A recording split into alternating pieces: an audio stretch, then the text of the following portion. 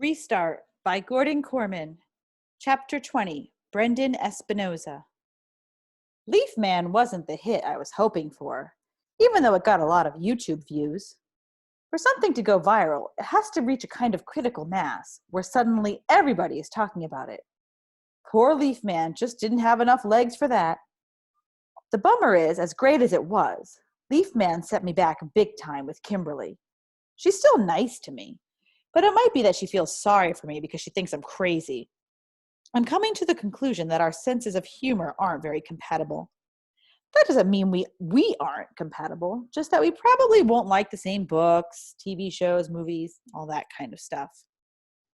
Besides, she's still totally moon-faced over Chase, so compatibility isn't really an issue right now. The fact that she barely even notices me, that's an issue. Anyway, I've got an idea for a new video, and this one's going to knock her socks off. It doesn't depend so much on humor as creativity and special effects. It's called One Band Man. Picture this, the Hiawassee Music Room. The camera films me pretending to play every instrument in the orchestra in front of a green screen. Then, I use the video editing program to superimpose those images onto the various seats on the band riser until I've got a whole orchestra, and they're all me. Presto, one-man band.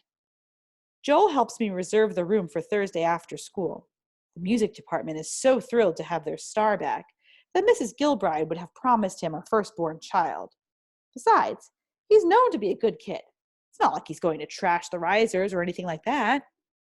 Unfortunately, Chase isn't available to work the camera. He has to take a social studies test he missed due to a follow-up appointment with his falling off the roof doctor. This might be a blessing in disguise because A, Joel volunteers to fill in, and he's a pretty good cameraman, and B, Mrs. Gilbride wouldn't let Chase anywhere near her instruments, amnesia or no. She's still mourning that piano like it was donated to the school by Beethoven himself. Also, C, Kimberly is always a little distracted when Chase is around. Maybe that's why she didn't get the humor of Leaf Man. Now, with Chase away writing that test, she'll be able to concentrate on me. I went to rent a tuxedo, since those orchestra guys really put on the Ritz. My mom won't spring for it, though, so I do the best I can. I take the light gray suit I wore to this kid's bar mitzvah and paint it with a shoe polish. My white shirt has a bit of a stripe on it, but I'm pretty sure it won't show up on camera. There'll be a lot of me, but luckily, we'll all be pretty small. I borrow a bow tie from my dad to make the whole ensemble more tux-like. When I come out of the bathroom all dressed up on Thursday, Kimberly wrinkles her nose. A very cute look for her, by the way. Dude, you stink. What did you do? Take a bath in magic marker? It's shoe polish, I explain. It's not me, it's my clothes. I had to improvise the formal wear. Why can't you wear normal clothes? Because orchestra dress is fancy. But you're not in the orchestra. Well, if she doesn't pay any attention to me, it shouldn't come as a surprise that she doesn't read my texts either. On the way to the music room, I get her up to speed on one-man band. Her comment is, "You're dripping black gunk on the floor." Really? Uh-oh. There's a trail of shoe polish splatters all the way back down the hallway. Too late to worry about that now. Once the video is in the can, I'll do my best to clean up after myself. I think rubbing alcohol works on that stuff, or maybe nail polish remover. Joel is waiting for us inside the music room. He's already put up the video club's green screen and set out all the instruments we're going to need. The flip cam is mounted atop a tripod, another reason why we don't need Chase's steady hand. Joel's got extra lights plugged in with spaghetti of power cords. We're ready to roll. For music, we've chosen a full orchestral version of For He's a Jolly Good Fellow, performed furiously in triple time. I'll add that in during the editing stage. But I can play it on my phone during filming, so I'll have the timing right when I'm doing my thing with the instruments. It's not such a big deal with the small stuff, trumpet, clarinet, sax, flute, piccolo. But for violin and the string family, it's important that my bow should be moving to the right tempo. That goes double for the trombone, the kettle drums, and especially the cymbals. If I go crash, then there'd better be a real crash. I know this song. Kimberly comments after the music has been playing in an endless loop for at least 20 minutes of shooting. How come you picked such a lousy song? We're in the home stretch. Bassoon, French horn, tuba. Tuba is last. I stare at it. It's the marching band kind, where you climb into the middle of it, and it's all around your body like a python. Wait a minute, I protest. Where's the regular one? Dented, Joel replies. Somebody dropped it down the stairs and it's out getting fixed. So it's this one or nothing. Well, you can't have an orchestra without a tuba. I squirm in and struggle to my feet. I swear the thing weighs more than I do. I'm no Hercules, but the kid who plays this in the marching band is a 4'8" 6th grade girl. How does she lift it, much less have the breath left over to blow into it? Kimberly is regarding me a little dubiously, so I give her my most confident look and announce, piece of cake. It comes out like I'm straining to pass a kidney stone. Not the effect I was looking for. I put my lips to the mouthpiece and open and nod to Joel to start filming the final shot. The camera comes on. The double doors are kicked open, and before I can react, a tidal wave of white foam fills my field of vision. It hits me full in the face. It wouldn't normally be enough to knock me over, but with the heavy tuba bells suspended over my head, I overbalance and go down like a stone. There's a loud clang as the brass of the instrument strikes the metal edge of the riser. I hear a gasp of horror from Joel, and soon I understand why. When I roll out of the stream of foam, still wrapped in the tuba, I see Aaron Heckman and Bear Bratsky, each armed with one of the school's big silver fire extinguishers, spraying down the room and everything and everybody in it. Go away, Joel pleads in a quavering voice. Aaron laughs a nasty laugh. Well, if it isn't a loser, I don't think we ever welcomed you back to school. How rude of us. Welcome home, loser, bellows Bear and blasts a jet of foam, covering Joel from head to toe. I turn to Kimberly, who's standing there, of all things, giggling. At long last, the girl has found something funny in one of my videos. She thinks it's part of my plan and doesn't even notice we're under attack. Go get help, I bark at her. Yeah, get help, snorts Bear. Why don't you call your friend Chase? That makes sense to me. He's the only one with half a chance of taking on these two.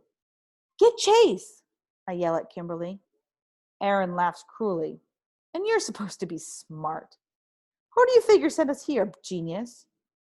You think Chase doesn't remember the loser who got him put on community service? Bear answers.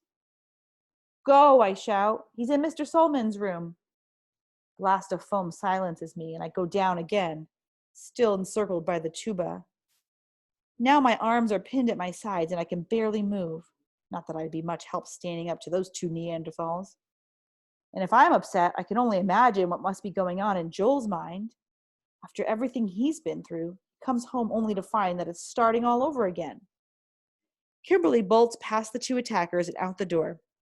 They make no move to stop her. Their focus is on me and mostly on Joel. Hey, check out all the instruments, Bear snickers, as if the band room is the last place anyone might expect to find such things.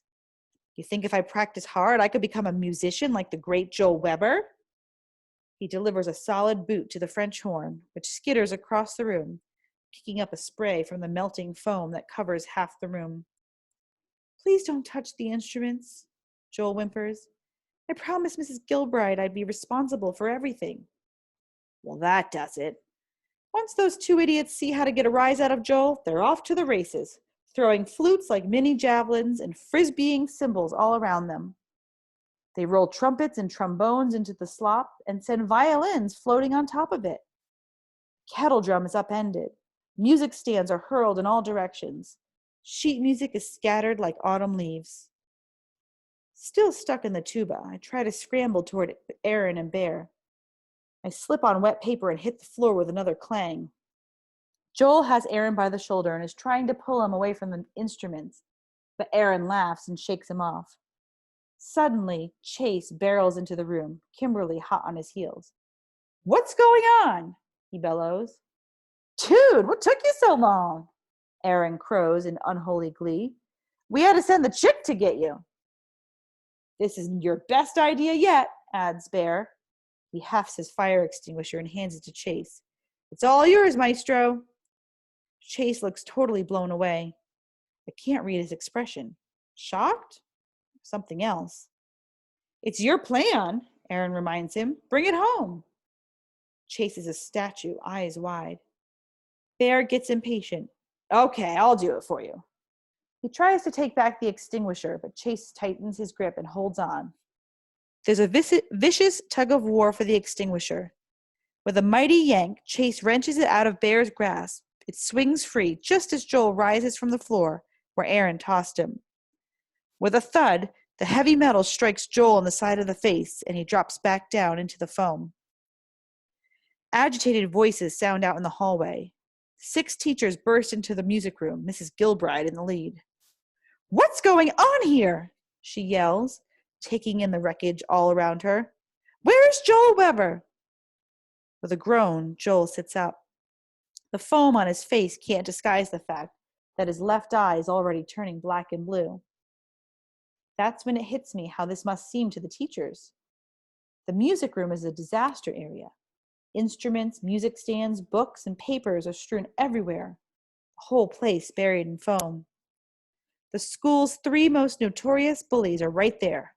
One of them, Chase, still holds the fire extinguisher, and their number 1 target, Joel, is down on the floor with a rapidly swelling face, obviously the victim of an assault. It isn't what it looks like, I gasp, and then bite my tongue. What if it's exactly what it looks like? The idea to send for Chase came from Aaron and Bear. Was that the plan all along? And was Chase the ringleader, just like those guys said? The teachers don't pay any attention to me. Their job is diffusing the crisis. Mrs. Gilbride rushes Joel to see the nurse, and the other staff members march Aaron, Bear, and Chase off to the principal's office. Kimberly follows. Even now, her only concern is Chase. As quickly as that, I'm all alone, still trapped in the marching band's tuba. With a heavy sigh, I struggle up and try to shake myself out of the brass tentacles of this thing. It moves maybe an inch. I'm going to be here all night. As I continue to wriggle and squirm, dripping gray frothy shoe polish into the foam, I reflect that the worst part of this isn't being stuck in a tuba. It isn't that one-man band is never going to happen. It's the sad fact that Kimberly could leave me in such a terrible state just because Chase is in trouble. And as soon as I think that, I realize that the real worm around here has to be me. Wormier even than Aaron and Bear. I care more about my love life than the fact that my friend Chase might not be my friend after all. It isn't true, I scold myself. Chase used to be like that, but not anymore. Then there's the evidence of my own eyes and ears. The trashed band room. Another attack on poor Joel. Chase right alongside his old wrecking crew, delivering the final blow. I sit down on the edge of the riser and hang my head, too depressed to wriggle anymore. The sound of wet sneakers squishing in the slop jolts me out of my melancholy. I look up to see Kimberly standing over me. She says, I thought you might need some help getting out of that thing. My heart soars. Hope